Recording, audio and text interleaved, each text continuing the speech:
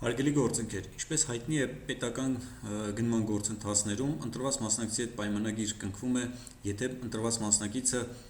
ներկայացնում է պայմանագրի և որակավորման ապահովումներ։ Գնումների մասին օրենսդրությամբ մինչև 25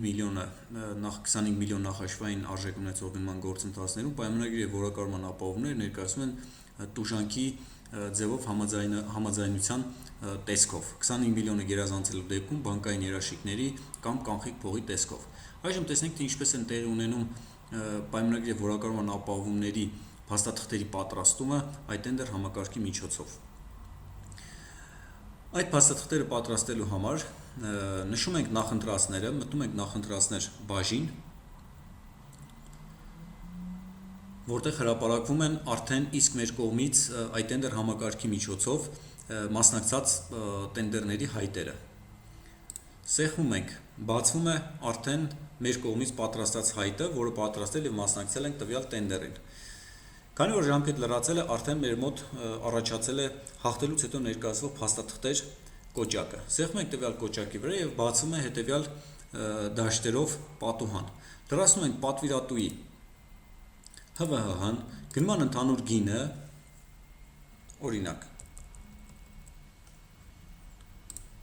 պատվիրատուի ֆինանսական կազմակերպությունը, գանձապետարան, օրինակ, հաշվեհամարը պատվիրատուի,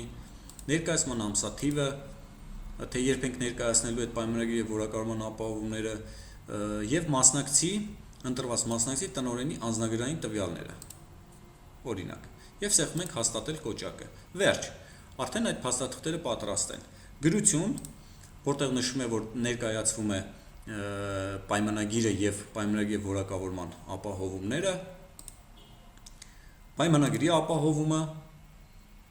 տուժանքի մասին համաձայնությունը, համաձայնագիրը և